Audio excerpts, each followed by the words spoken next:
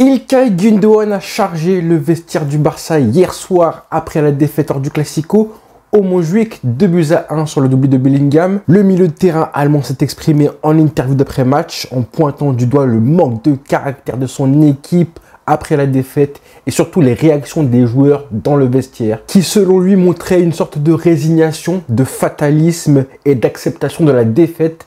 Lors de ce Classico-là, il a exprimé sa surprise et a même fait une comparaison avec la culture de la gagne dans laquelle lui vivait quand il était à Manchester City. Des paroles qui ont forcément choqué tout le monde et qui tournent depuis des heures maintenant sur les réseaux sociaux et qui pourraient du coup avoir des conséquences qu'on peut déjà anticiper dès maintenant. Là, est-ce qu'il n'a pas allumé la mèche d'une bombe à retardement qui pourrait arriver au Barça? Alors du coup, qu'est-ce qu'il a dit exactement? Qui sont les joueurs dont il pourrait parler? Les joueurs faibles mentalement de cet effectif qui ont ce manque de culture de la gagne.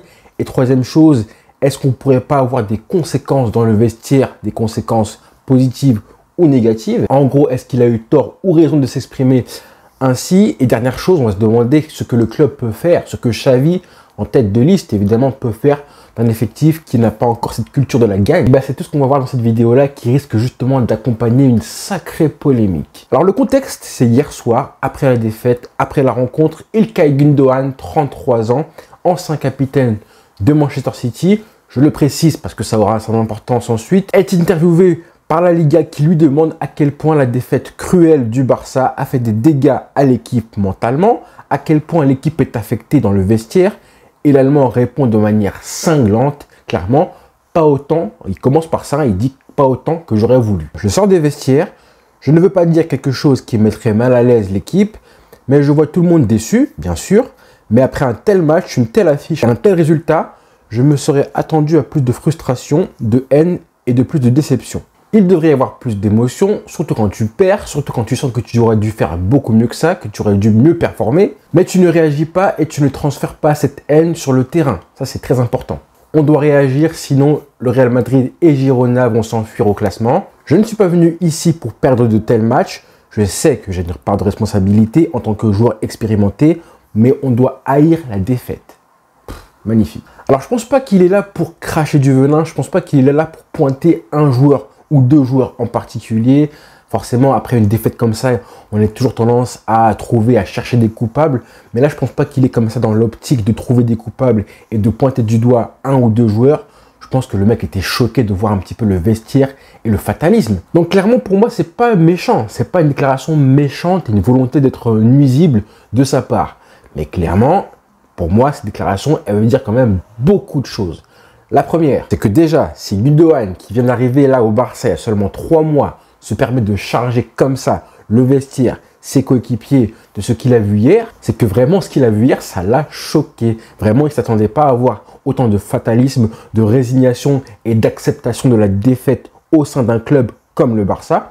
Pour moi, c'est très très grave. Ça confirme que le club n'a toujours pas réussi à éradiquer la culture de la loose qui s'est installée dans ce club depuis maintenant 10 ans progressivement. Si là, Gündoğan, en 3 mois, il est arrivé à 3 mois de ça, il a réussi à voir, en seulement 90 jours, il a réussi à faire ce constat-là, et ben c'est pas un hasard. En plus, lui, il est parfaitement bien placé pour pouvoir s'exprimer. Il est crédible, il est archi légitime pour parler. Pourquoi? Déjà parce que ça fait 3 mois qu'il est arrivé, donc forcément 3 mois, il a encore en tête, c'est encore tout frais dans son esprit comment c'était dans son ancien club. Donc le choc, il est d'autant plus violent puisque ça fait seulement 3 mois qu'il passe de City au Barça.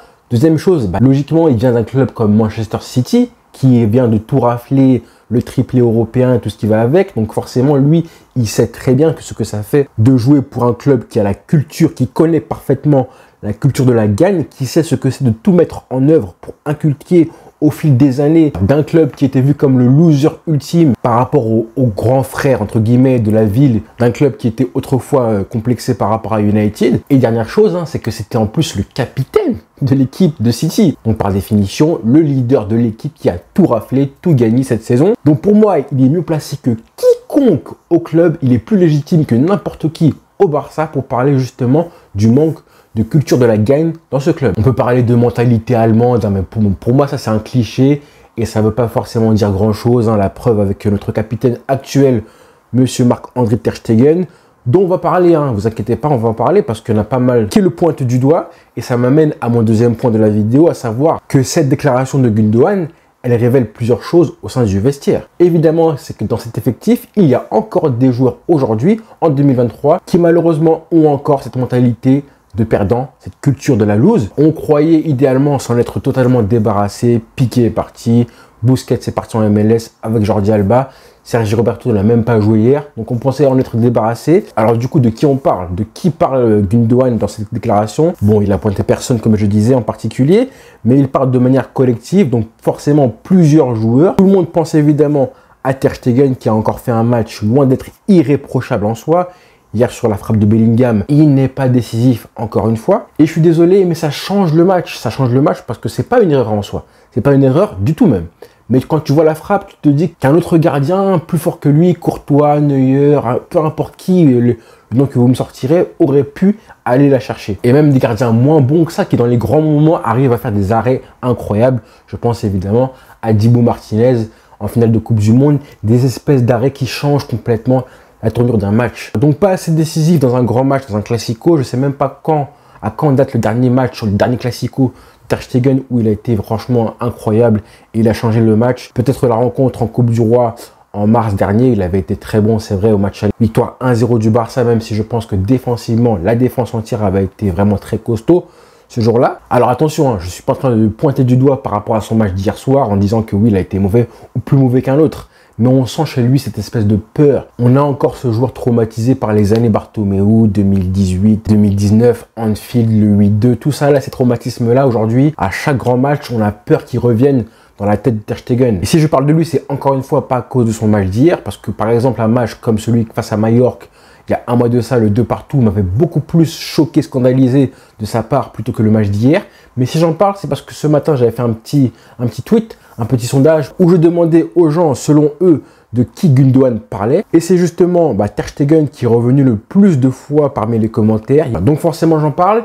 Il y a aussi le nom de Lewandowski qui est pas mal de fois sorti parmi les commentaires. Il y a aussi Oriol Romeu. Et lui, honnêtement, ça ne m'étonnerait pas. Je me mets à sa place et je me dis que quand tu as un joueur qui a touché le jackpot vraiment en venant au Barça, c'est pas pour le blâmer. Mais quand tu es un joueur aussi banal que lui, et j'avais le même sentiment pour Martin Braithwaite à l'époque, quand tu as la chance de jouer au Barça comme c'est le cas pour lui, et que tu te rends compte, tu sais déjà que tu as touché le jackpot. Tu as touché le jackpot en venant au Barça, en jouant, en étant titulaire. Donc en vrai, quand tu es un mec comme ça, que le Barça gagne ou perd le Classico, tu t'en fous un petit peu. Toi, tu as déjà gagné puisque tu es titulaire au Barça. Et puis les autres, honnêtement, je ne sais pas qui est pointé du doigt par Gundogan. Forcément, j'aurais kiffé savoir comme vous. Mais je pense que personne n'est épargné, sauf peut-être Gavi, Araujo, qui sont les joueurs qui montrent à chaque fois qu'ils mouillent le maillot sur le terrain, qu'ils se battent. João Félix et Cancelo, qui eux viennent d'arriver, donc qui ne sont pas encore gangrénés par la culture de la lose, qui peut ensuite monter en toi, alors qu'à la base, tu n'étais pas un loser, tu étais un winner, mais malheureusement, par le fait de venir au Barça, tu commences à être un loser aussi, parce que tu deviens comme les mecs que tu côtoies tous les jours, et que tu t'imprègnes de cette culture-là. À part ces joueurs cités, les autres, je ne les épargnerai pas du tout. Peut-être qu'ils parlent des joueurs qui sont entrés sur le terrain et qui n'ont absolument rien apporté, comme Lewandowski, Rafinha, Oriol Romeu. Parce que oui, le Barça a fait quand même une très bonne première mi-temps, un bon début de match. Mais comme la deuxième mi-temps a été mauvaise et qu'elle te coûte le match et que chronologiquement, on reste sur ça, forcément, c'est catastrophique. Parce qu'en plus, Gundogan, il ne fait pas un très bon début de saison. Loin de là même. On en attendait beaucoup plus que lui, que ça, largement.